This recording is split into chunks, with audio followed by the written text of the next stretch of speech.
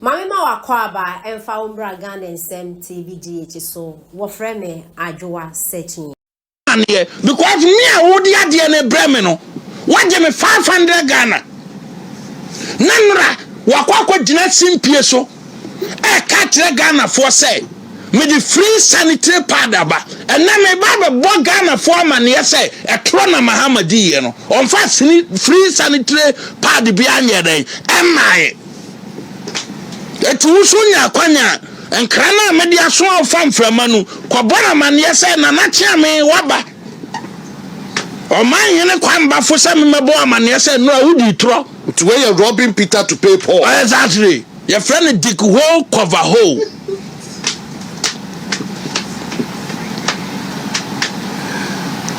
What you say? Until woman free sanitary pad bia, until na da would no boy ya adia chin yenu empty media house to be a jinam and a free empty headed horse for binum a jinam and a free sanitary pad aba and tia mama hama basol on fire free a dear be a mother. What me 500 me back or BC what 500 and come secondary school masa se sia me no kasa no and crano staffo e kom ena eku omo nya aduane ni anda mahama yes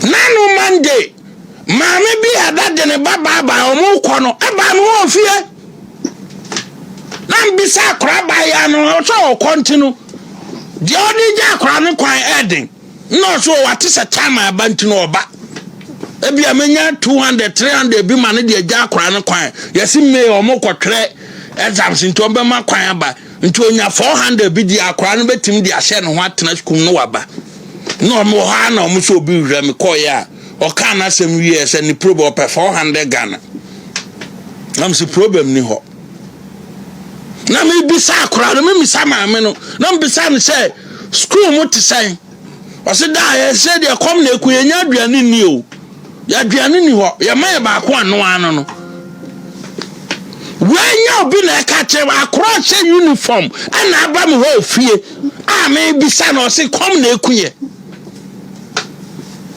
and a boss so enquire you but headmasters don't mean kasa. He said the boss upon chinning when crowd benina upon chissing cademy be a day be a crab akoko half. Mo mo be ko dwama kota ponche mo be to kako kaya se wo mbe to ato bibi aka ho why etino media house so bia ye bom panra se enamu nye dede en catch free sanitary pad aba no men so me catch am say mo ya ninguasefo say mo investigate yes a free sanitary pad bi anye den en ma kroma because just a month ago we give 500 Ghana every sawofo no ho now you 50 Ghana sanitary pad in pub en a contract ne so no wo yire na supply entina nora na ba na gi agina mu no na yire na supply tio Mahama no yakasa je bi afri on tase ana o man no ye budget ni e de be ye kwan budget no ye budget si e be ye kwan budget no say projection na meboa a kire say kwa akogyi sika afri o man no futuom ana be gigi sika afri Ghana for na meboa nya sara tie entinu obi a wodi president dasena di bia wo mpe no so onnuma de afre no budget eno cha na yeti wuya na se aduabo ana se opeso ye propaganda na Ghana fo hu se second time ya eye eja no wo de ahoto na eba ya ye budget mimi tua bi wo tua bi ni e chesika no mu ni ese di we kwakoto ade we a ye to ade na de koma wo mo tua sa sika na ye fre no free maybe so that's being free and you free yeah budget yes yeah budget taxes akwa sanitary taxes no nkura no papa na atua yeah and you the kwakwacha my friend free. I know ain't being free, sir. What a nonsense. Say it been a Kwablamita Kando, a coacher, the taxpayers, the Sika, Aquacoma Hospital for hours here, I don't know, a donation. How can it be a donation? Massa, sanity. Your chronic Sika 500 a month ago. I'm a year supply. We hear the contract in a man.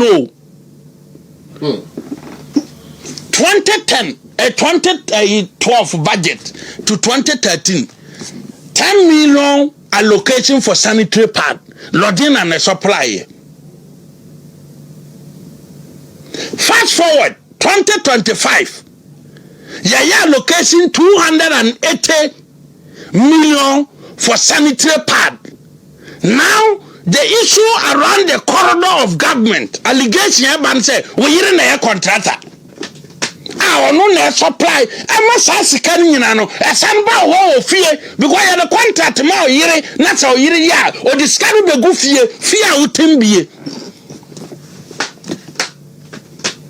yesi maye nka ho asem o kan bie knife won frew ena mo ba kuni pa okrom ha o nkwasi afre bia na manfo te kroma na mo fre nkrofo e fre jimi wom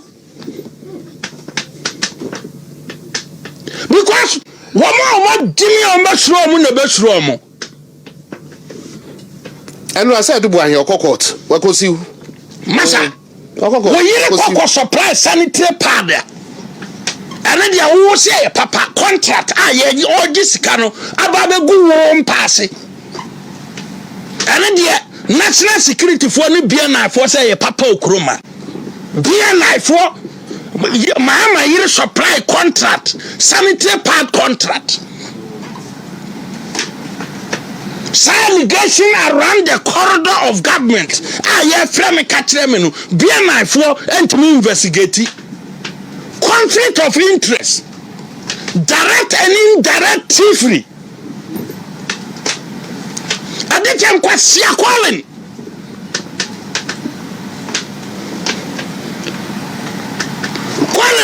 Make sense because one can say munyansa mo de aduma but nkwasia order bia from above na munyansa anka so bia nim se mo wo no na mo de ase socks mu how bia from okromo bia ntim puto mo investigate how come a president here a supplier of free sanitary pad, the so-called Azan free sanitary pad, no.